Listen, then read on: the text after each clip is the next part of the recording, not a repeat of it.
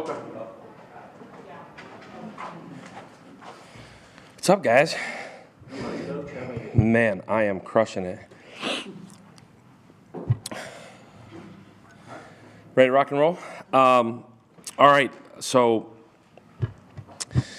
recap Saturday. Again, I know I said it after the game. Super grateful to our fans. Super grateful to our students. Man, over 15,000 students, which is incredible. And what an awesome environment. That's what college football is. That's what college football should be. And I'm grateful. Our players are grateful for the people that came out Saturday night. In terms of the game itself, a half of football where we went back and forth, offensively, I thought, man, you got to be able to finish drives. We had limited drives throughout the game. We ended up with 10 drives, which is as few as we've had since we've been here. And you look at that first half, each one resulted in a field goal or a touchdown, and then a missed field goal at the end. And you come out in the second half, and you just can't replicate the consistency in the drive. The end-all story on it is the negative plays, the sacks, and when you look, and we took 10 of them, it negated the drives in the second half. Starts with not being able to run the ball as well as we need to, and then leads to some third and longs, and then you've got to be able to protect the quarterback, and we could not. And that's the story offensively. Defensively, it's such a fragile fine line in terms of being able to get teams into third down. We were able to get them into third down in the first half. At times, we were able to get them off the field. And then as you look through the rest of the night, we were 2, I believe, of 9 or 10 in the entirety of the evening and being able to get off the field on third down, which is not going to get it done. And we've been a 60% third down team defensively through the first 3, and then it was not the case. Obviously, the big play at the end of the half is where it kind of all started. We're obviously in a 2-minute drill, and they hit a big one. As soon as they hit the big one, you're now down instead of being up, and it becomes a different ball game in the second half. I think our lack of depth at certain spots showed up in the second half. And at the end of the day, that was a really good football team with an elite quarterback that made it all go, elite up front on both sides of the ball. And like I said, I thought for a half we were able to go punch for punch, and then in the second half we just couldn't execute, and certainly couldn't execute offensively in the red zone, couldn't execute defensively getting off the field, and couldn't create negatives. We created 2 negatives on defense, gave up 10 on offense, and then we lost the turnover battle, and that's the story of the game. I'm encouraged in a lot of ways by where we sit today in terms of being able to wipe it clean, understand where we left the non-conference from a positive. You feel like you're battle tested. You feel like you just played 2 what would be top 5 teams in the country, and you feel like you've been battle tested. You've kind of seen it all. You've been able to show examples of, man, like when we're at our best, you're playing with the best teams in the country. When we're at our worst, it looks like the second half of that game, or it looks like the last 6 minutes and 40 seconds of the game 3 weeks ago. So who are we? What are we? I think at our best, we're a really, really good football team that operates at a high level. At our worst, it doesn't look good. And so when you're trying to change a complete roster, culture, expectations, standards of everything that's going on, it's you go through moments like that, and as much as it sucks and as much as you want to be there ready for that moment, obviously we weren't ready for that moment, and that falls completely 100% on me and nobody else in terms of making sure that we're ready for that moment. If that game's on the schedule, we get to play it, we got to be ready, and obviously in the second half it didn't look that way, and I'll own all of that, and it's totally on me. I will continue to get better getting them ready in the second half to go play, and we turn around really, really quickly and turn our attention, just got done with our Tuesday practice, turn our attention to a really good Tulane team. You look at it, first-year staff, both coordinators coming from Troy with Coach Summerall, and they're 4 weeks in. They're very similar in terms of battle tested as well. They've played 4 games. They've played some really good football teams. They've had to battle and have played high level football. I think really sound in what they do on both sides of the ball. 4 games into their tenure, you could tell they've got an identity on all 3 sides of the ball. Really sound, play really hard. That's a well-coached football team. I have a lot of respect for that staff, and certainly John and what he's been able to build in 4 weeks, or in 4 games, I should say. And again, playing a really good offense, really good quarterback with a bunch of experienced O-line, really good speed and really good skill at wideout. One of the better backs, I would think, maybe in the entire country, and a really good young quarterback. And so, big challenge for us defensively, again, going into this week. Defensively, really athletic on all 3 levels, and a really sound scheme.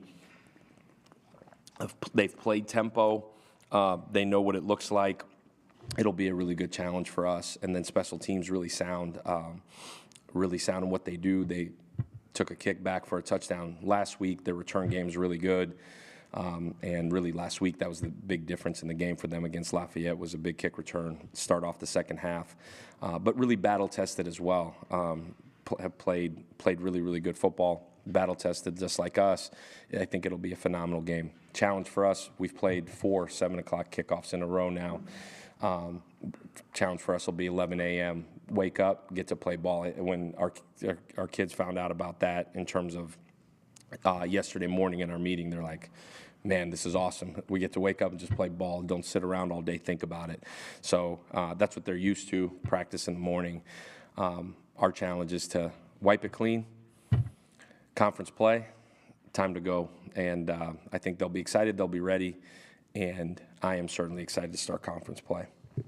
So I'll open it up. You talked about who you are, what you are, the best and the worst. As you progress and build the program, are you seeing more bests and less worse? Do you judge progress like that? I do. I think to me it starts with man, are we sound schematically in what we're doing? It's our job as coaches to make sure we are. Are we putting our guys in the right spots to be successful? The biggest thing I think I can judge off of is, man, are we in the right spots, and are we coaching it the right way, and are we having just a bunch of missed assignments all over the place? Well, we're not. So then it comes down to effort. Man, are we playing as hard as imaginably possible? And you watch it, man, I thought there was some incredible fight at the end of the game last week. I thought consistently our guys have played really hard. I think we're in shape. We're physically a lot better than we've ever been, and we're in shape. The depth is where you got to develop, and that comes through recruiting. That comes through young guys getting older quicker. It comes through banked reps. We talk all the time, but you can see even in the transfer portal guys, the guys that have played a ton of football before they came, like none of the moments are ever too big for them. They've been there, they've done that. You talk about a Deshaun Rucker or a Kawan Banks or a Hawthorne, guys that have played a ton of football. And then there's DeMarco Augustin's another really good one in terms of guys that have played 40-some games and have been there, done that. Guys that have not, even though you're saying, man, we've upgraded our roster, it still takes time, and it's reps and practice, it's reps in a game, it's being in the moment. And that's where, as you test depth, that's where we've got to continue to grow. But I'm incredibly encouraged, and I love who we are. We play really hard. We're locked in throughout the week. We push through little injuries. We're from an accountability standpoint, we're continuing to get better, and guys are holding each other accountable. I think guys are understanding what it takes to actually win on Saturday. I think our biggest challenge, and when you're building a culture of winning, is the doing it every day, over and over and over and over. And as it starts to pile up and the days become weeks and the weeks become months, just the grind would be the word, I guess. The overall grind, being able to push through the hard, and we're still learning how to do that. And we're still learning what it actually takes from a preparation standpoint to go play a complete game. And again, I think as we build the foundation of what success really looks like and the expectations really look like, we have a room full of guys that want to do right. We have a room full of guys that want to lead. They're still learning how to do all that.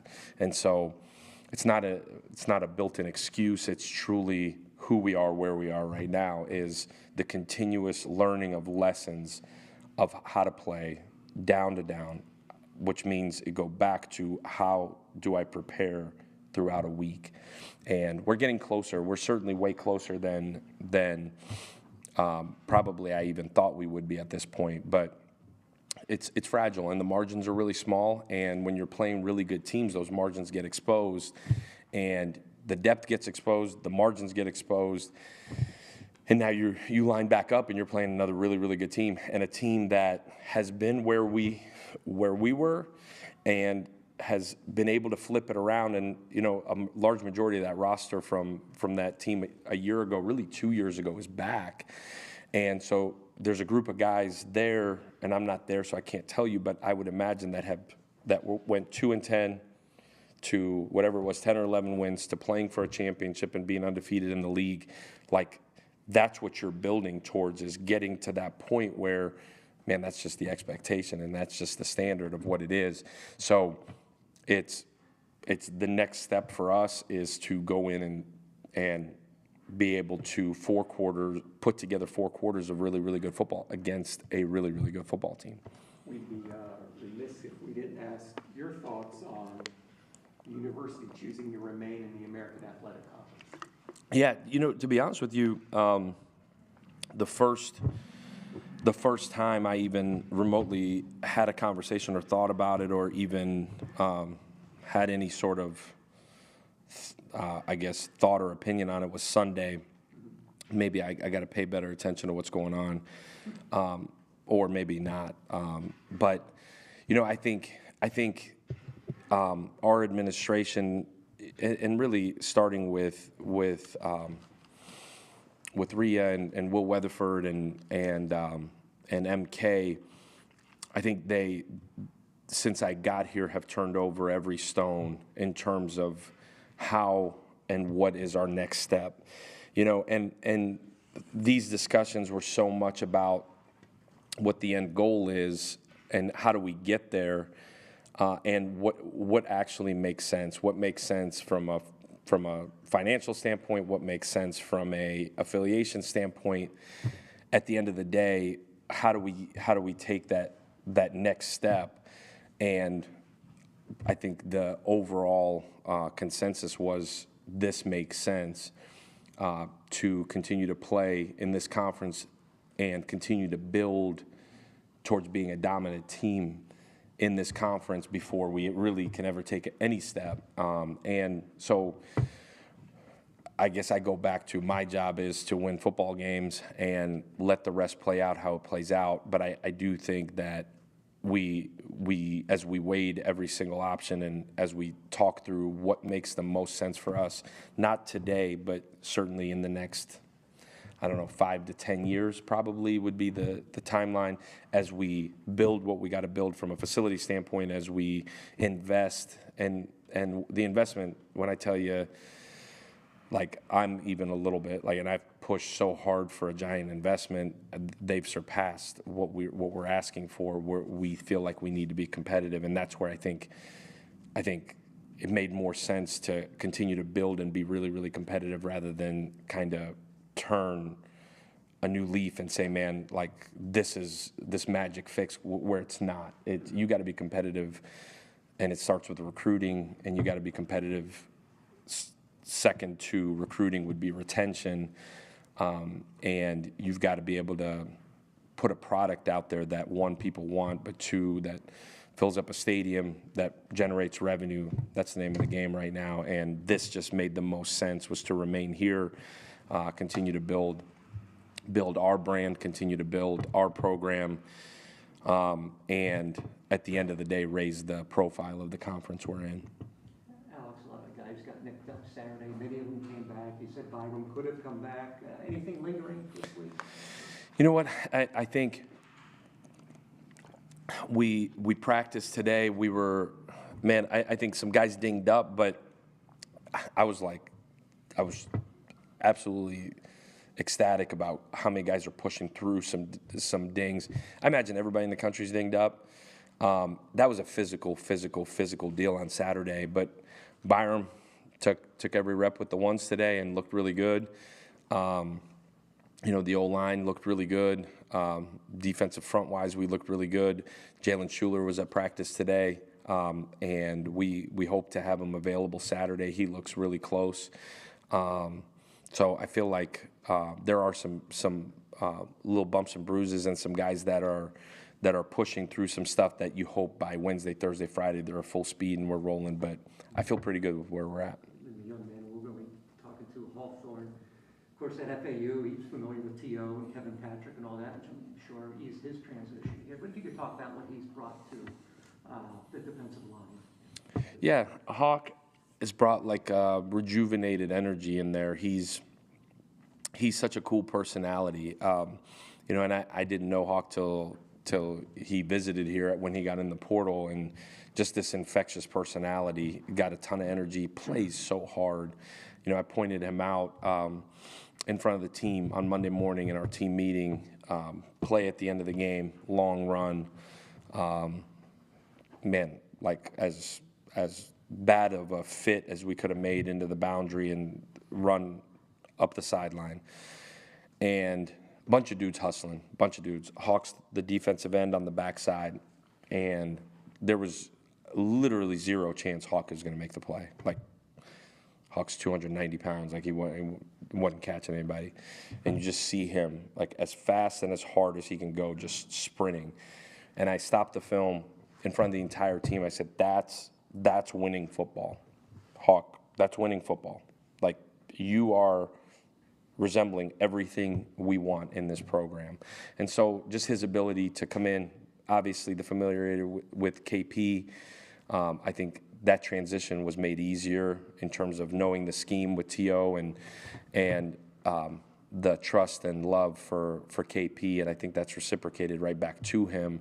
But he's a young guy that I fall in love with, and he's become just a locker room favorite. He's one of them guys that cares more about others than he does about himself. He's dinged up. I feel like he's got tape everywhere on his body. He's first one out here at practice. He's hustling like you would hope he would. He's brought a toughness, brought a energy to the D-line, brought a swagger to the D-line, and gives you multiplicity in packages because he could play inside and out. But super grateful Hawk's here. Grammatica the other night, that was an eye-opener. What would be his maximum range, do you think? Yeah, well, I mean, we thought 57, 58 was it, which is why we kicked it there.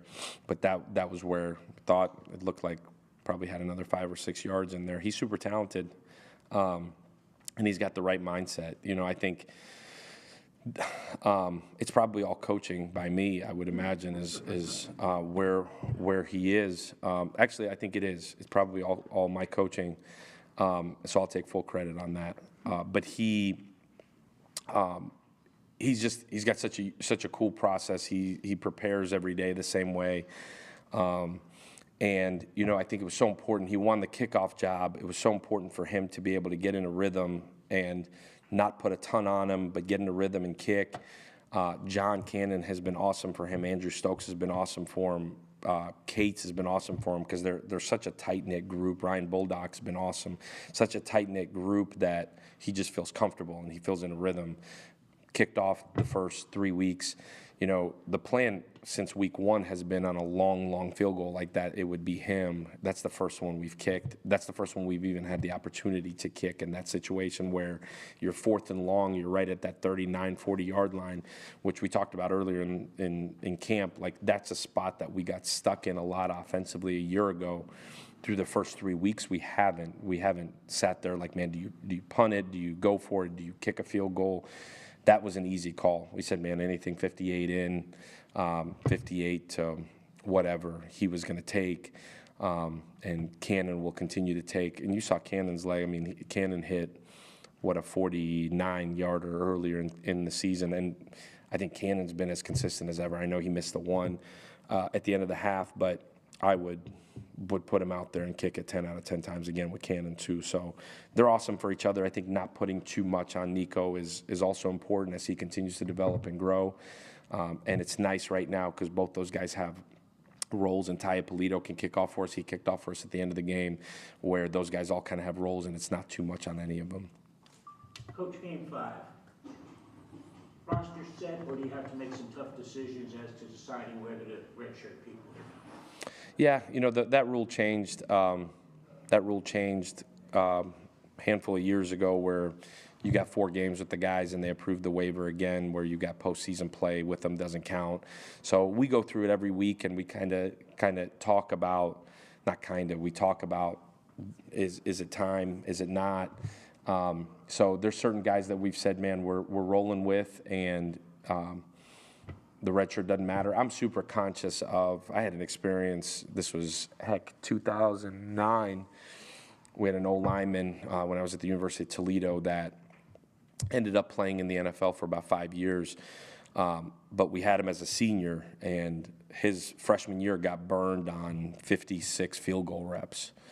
And I learned that lesson really, really early. Like, if he had another year in him, he would have been a draft pick and ended up being an undrafted guy and put a career together and had a really good career. But I learned really quickly, like, don't burn a guy's year on 50-some reps. It's just not fair. It's just not right to the young man.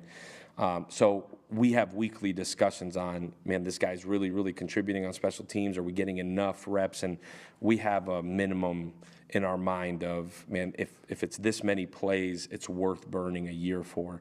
If it's below that threshold, don't burn it, save it, because he'll be way better in year 3, 4, 5 than he will be in year 1 right now. And again, that goes back to building a program rather than building a team, where you're trying to build to where you continuously are getting better, and development is a huge part of that. So fortunately, we haven't had to make any decisions specifically on this guy or that guy yet. But the guys that we've said, man, roll with them, go play, and there's a handful of them we're rolling with. And then there's a handful that like, man, like, we're not going to use them this week. We're going to hold on them. You've seen us do that on field goal team and some other things where we're trying to manage those. But we go through the eligibility portion every single week, who's played, who hasn't, how many reps, and what it looks like moving forward. Coach, is it any 4 games during the season? It is. So you could actually have a guy on your developmental squad come and play weeks, game 9, 10, 11, and 12, and not lose the year, correct? You can. We did a year ago. Yep, we did a year ago. Thank you. Mm-hmm. We haven't seen Jonathan tied in yet. How's he progressing? Yeah, we had a package in this week where we were going to play with him. We never got inside the 5, so we really never got there. But we were going to play him. He just continues to get healthier and better every week. He's a young man that is kind of in that same boat of, like, man, he's gonna be really, really special. He's getting closer to what he should be and could be. But I think, again, for him, the having the surgery in the offseason didn't help, because he didn't really get going till the middle of August. It's like, for him, everything is new still. Uber talented, just the true physicality and the down. How we played doesn't necessarily help a guy like that. That's why I say more so package, so that it's it's limited, it's situational, and he can play, but super dynamic. Just, again, I've never had, and he knows this, I've never had a freshman play at that spot, and that spot happens to be close to my heart. But I think you'll see him as we go, and probably this week as we go and we continue to develop packages. He's got to get in and play some so that he can be confident. Just trying to find the right spots, because I think, I've said this before, I think you could play a guy too early and lose a bunch of confidence, and then it's hard to get that back.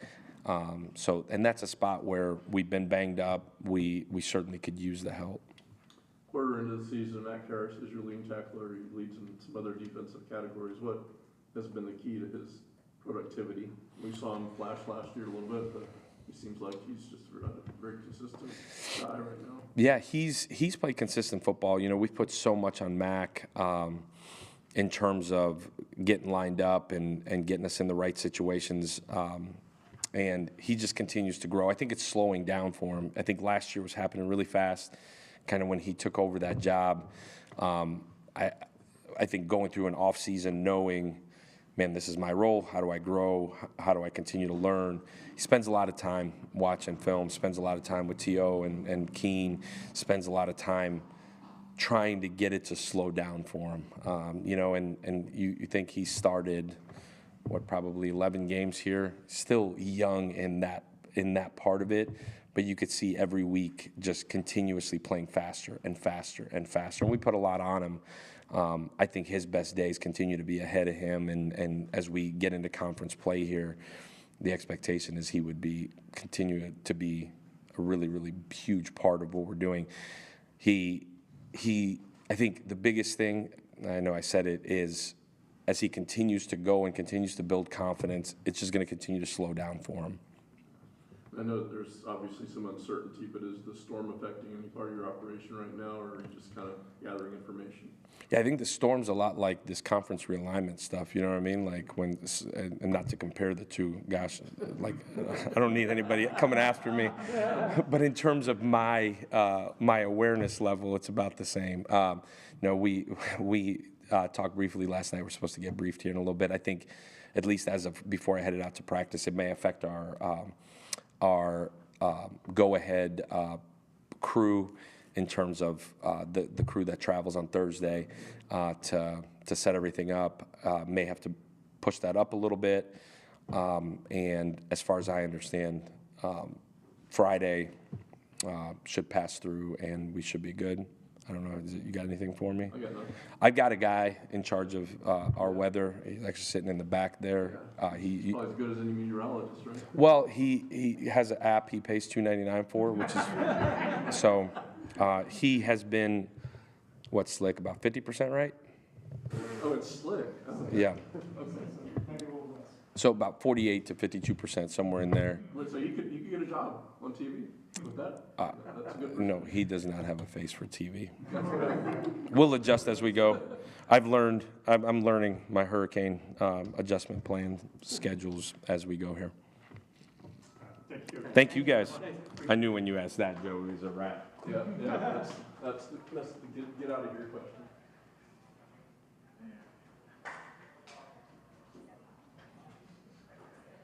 What about me?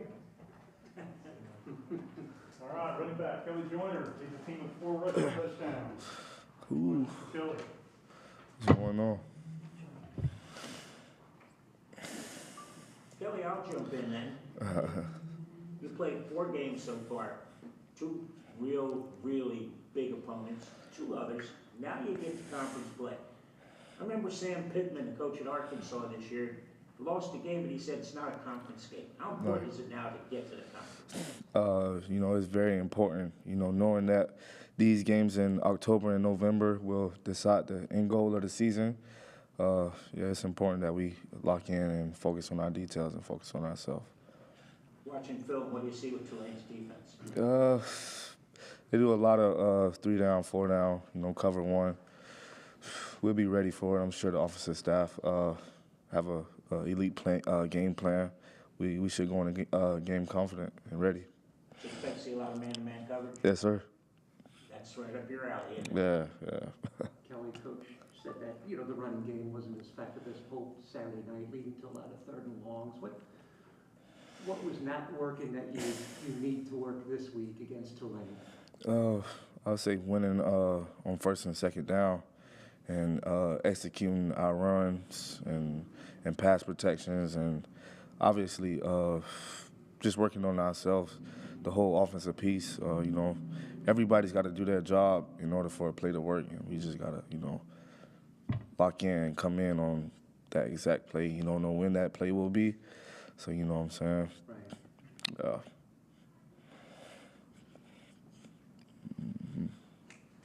Coach kind of asked rhetorically, you know, 4 games in, who are we as a football team? What are we? And he said, when we're at our best, we can play with anyone in the country. When we're at our worst, it's quite far from that. So 4 games in, who is USF?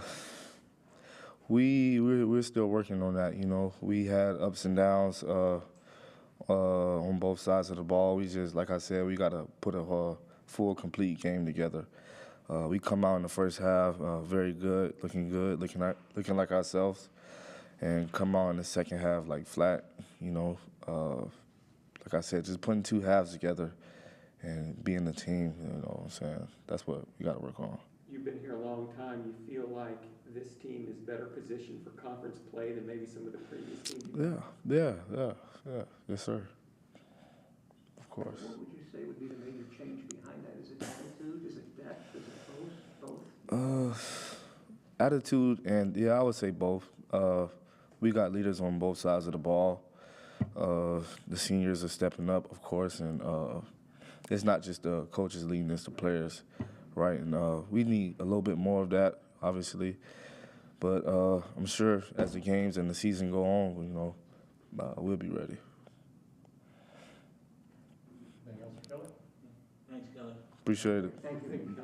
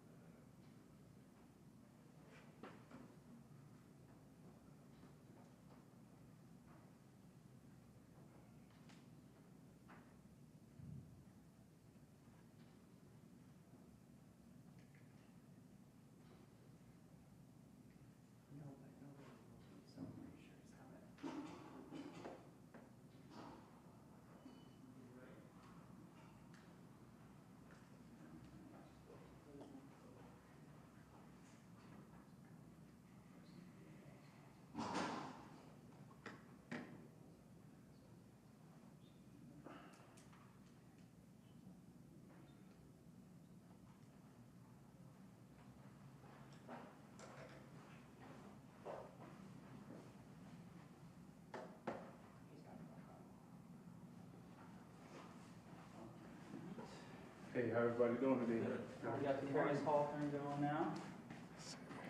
Ask away. Darius, Yes, sir. you obviously had some connections here in coaches Orlando and Coach Patrick. Yes, sir. If you could talk about how knowing those two eased your transition here and coming to USF. Okay, you know, I know Coach Orlando and Coach T.O.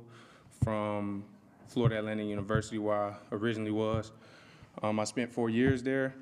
When they was there with me, they were great coaches, you know, great men. They led by example. You know, they were basically the standard for the team, you know, at that time, because we didn't have, you know, very effective leaders. We had leaders, but their way of trying to, you know, get things done were a little different than most. So that's really why, you know, I came here, because of them. Yeah, so they made a real nice impression on you, and it was kind of, was it a no-brainer you were coming to USF? Yeah, it was most likely a no-brainer. just because, I did some time with them, played with them, and it was fun, and they actually taught me to play within the defense, and plays will come. Don't try to look to make plays or look for plays. But as I was coming here, I got to meet Coach AG, and, he just threw all the pudding on the cake, and it was just, he was a great guy, great head coach, fun guy to be around. So that kind of eased my transition a lot. And Coach Golesh, he said that you've become a locker room favorite. Do you like keeping the guys loose, keeping them up, or what? Yeah, it's just like the energy thing. Energy is very important when you play this game, and if you don't play with a lot of energy, then it can easily drain you. Just by example, if someone scored a touchdown that didn't supposed to happen, the energy will keep everybody in that same boat of still playing hard instead of just giving up when adversity strikes just a little, The team has a number of veteran players, but obviously you're a veteran, you played a lot of football at Yes, sir. FAU. Do you find yourself helping the younger players, prop up the younger players as well, and Definitely. kind of the lead by example type guy? Yes, sir, definitely, because, there are a lot of young guys that I try to, help out, because sometimes, being a young guy, some things are probably mistaken wrong, or it's kind of hard to learn in a room full of older guys, so I basically tell them like what Coach KP used to tell me, everyone learns different, find your way of learning, so when they found their way of learning, they start getting everything, so it's fun with them. 4 games in, what are we to make of USF? Who are you? How good are y'all? How good are we? I mean, we can be like, that's a hard question.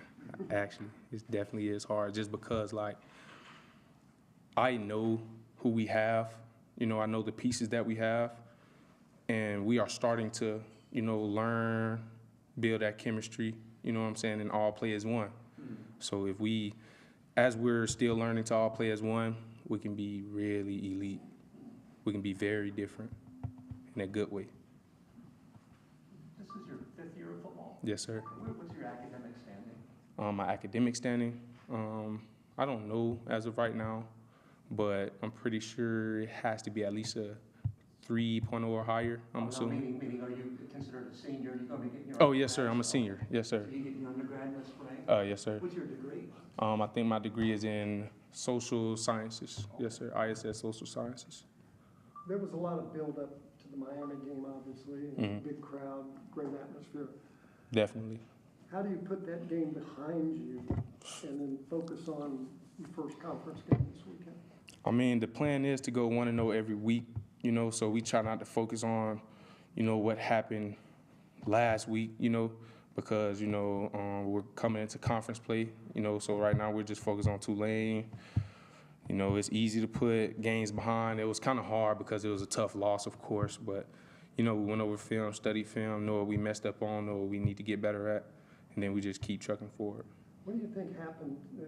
This happened against Alabama and in Miami in the second half. Things got away from you. What was it? The quality of the opposition, or was it mistakes you guys made? What was it? They were a good team, but I feel like we beat ourselves, honestly. But once we found those mistakes, everything kind of flowed better, honestly.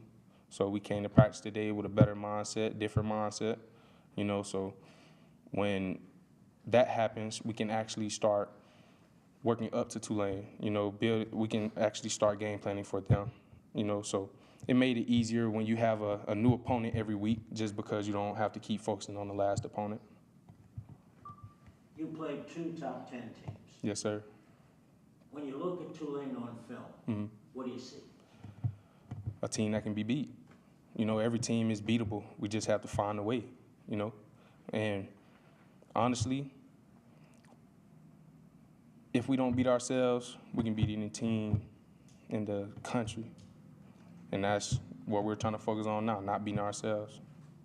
If somebody just saw the first half of Alabama and Miami, whole different animal if they just watched the second half. Yeah. What has to show up, Dr. Jekyll or Mr. Hyde Saturday? Or you got to get 60 minutes, bottom line. 60 minutes bottom line. Just because, like, I feel like we just have to finish better, honestly. You know, we finished better, whole different ball game, because teams weren't really just beating the crap out of us. You know, we came into halftime, came out of halftime, you know, things, emotions and feelings change, you know, but as long as we keep that energy high, you know, keep those same feelings as we had in the first and second quarter, the first half, then, like I said, every game will be different. Thanks. Sir. Tulane, their running back, he's been averaging nearly 100 yards per game. What's your plan to slow him down?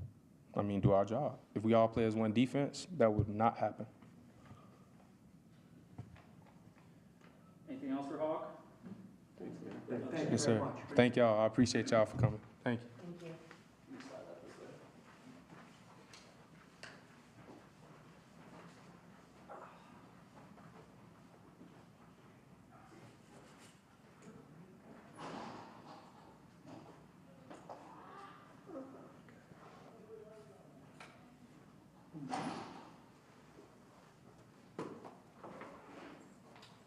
Thanks, everybody. See some of you on Wednesday. I don't think anybody's going to New Orleans. Hope everybody survives the hurricane without too much damage. Joey, working on those outlets for you. I just texted them. Oh, They okay. think they threw a break. That'd be beautiful. Yeah, hopefully we'll get some active outlets there. Safe travels. Side traffic still good?